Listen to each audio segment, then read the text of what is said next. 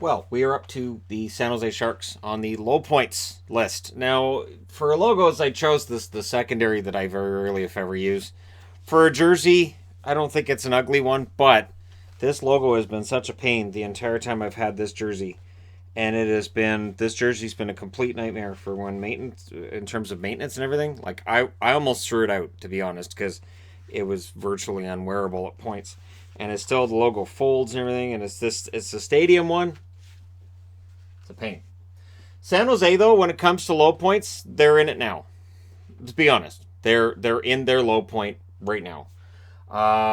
Where they're at as a team, this has been tough, and they're not accustomed to missing playoffs either. So they missed them in 92, 93. They missed them in 96 and 97. That's twice. They've missed the playoffs 2 years in a row. That is the longest drought they've had. This is not a team that misses the playoffs often. This is a team that's been very good. Not necessarily elite, not necessarily a champion, but they've had some very, very good teams and some very, very good years. Now, when we get into discussions on how this team has gone to their low points, the most losses, you see Nabokov there. Now, Nabokov is there because he was there the longest, but the interesting thing with Nabokov is there was the debate about Nabokov versus Kiprasov. You had Toskala in that as well, when it looked like San Jose had endless amounts of good European goaltenders. And, of course, Nabokov was the one they went with, and Kiprasov became a lost asset for me. You can look at Joe Pavelski and say a lost asset because they kind of fall apart this year without him. You can look at Larionov if you look back far enough and say, that trade to Detroit probably didn't get enough back. And when they traded Owen Nolan to Toronto, it was kind of a gut punch to San Jose fans because he was the face of the franchise at the time. And what they got back did look underwhelming. And while Alan McCauley was good for the San Jose Sharks, it was tough. And then, of course, you'll see there in purple, kitchen sink for Erik Karlsson. Everything they've given up for Karlsson, and we're going to find out what that number one draft pick is going to be at the end of June when we have the draft lottery, and it's going to be big. Let's be honest, it's going to be a pretty darn good player that they gave up on top of everything else for Erik Karlsson. So for San Jose, it feels like they're in that darkest time now. This is it. And how they dig their way out of this, it's going to be a lot of work because Karlsson's cap hit is really high. They don't necessarily have a lot of wiggle room to bring in other players and to beef things up. And of course, Joe Thornton could retire this summer. He could decide to come back for another year. And the fact that Joe Thornton doesn't win a Stanley Cup as a San Jose Shark, you can put that under a lost asset too. Or the fact that Marleau doesn't win a Stanley Cup. And so there are a number of things you could put under the lost asset category, which is surprising since the team's overall history has been pretty solid. Short-term coach, I went Bob Boughner, 14, 20, and 3. So he is short-term, and yet we know he's still there, and he's going to end up being there a lot longer. Cap Raider coached one game, and I thought, well, that doesn't really count. Cap Raider for one game, I'm not putting him up as a short-term coach for that one game. I'll put up Bob Boughner as 14, 20, and 3. And all indications seem to be he'll probably come back next year. And I think that's the plan. Now, not in the Hall of Fame. Again, they have to be retired. They have to be retired and at the top of the points list career as a San Jose Shark. And on the all-time wins list, retired as well. So Owen Nolan leads there. Owen Nolan, I wouldn't argue for him for the Hall of Fame. But pretty solid player wherever he went, and pretty strong career overall. Evgeny Nabokov, not in the Hall of Fame. I wouldn't argue him for the Hall of Fame either. Again, very, very solid goaltender, top 5 through many of the seasons he was in San Jose, if you're trying to rank starting goaltenders in the league. But I can understand why he's not in the Hall of Fame. Their first year in the NHL, they surprised people in 91-92, and this was a weird expansion draft in that the Minnesota North Stars were involved because the Seals connection and the agreement that, all right, well, we're gonna make San Jose a team, but it's gonna be kind of the rebirth of the Sharks, or the Seals, I should say, as the Sharks. And so year one, they didn't have a bad team. 91-92, 17, 58, and 5 record, 39 points. People were surprised they managed 17 wins because on paper the team didn't look very good. and 17 wins was more than expected. The line was, okay, are they going to pass the 8-win mark for Washington from their first year? And then, of course, in year 2, they only won 11 games. So San Jose had a really tough time in that second year. Third year, they made the playoffs. So really good bounce back year that third year. And that's why 92 and 93 are up there and 94 is not. Because 94, they not only made the playoffs, but they were kind of a surprise in those playoffs.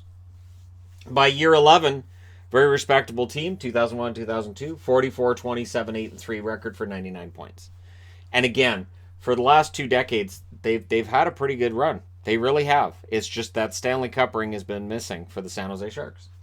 Lowest points percentage against any team in the NHL, that's the New York Rangers at 337.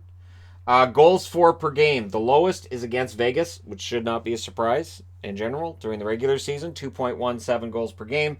Against St. Louis, because it's a smaller sample size with Vegas, against St. Louis, 2.51. Most goals against per game, Vegas shows up on the board again, 3.75. Against the New York Rangers, they've managed to allow 3.63 goals per game. They don't like playing against the Rangers, apparently, which is one of those odd cross-conference matchups where you go, this is really weird that over their history they've struggled with the Rangers of all teams. But it is what it is, and it's one of those interesting things that we'll see during the regular season that we may pay attention to for a couple of nights, and then it's all forgotten the next morning. But there it is on the board. Now, lowest points per game played, and again, it's a minimum of 100 games played. Mike Brown, .077. Yeah, he really wasn't a scorer. He was more of the fisticuffs type. Rob Davison, who was a defensive defenseman, .80. .080, I should say. Rob Zettler, .097. .80 would actually be higher points per game than Marlowe over his career. Jody Shelley, .102. And Doug Smolek, .125. Doug Smolek, pretty sure, was part of that expansion roster as well.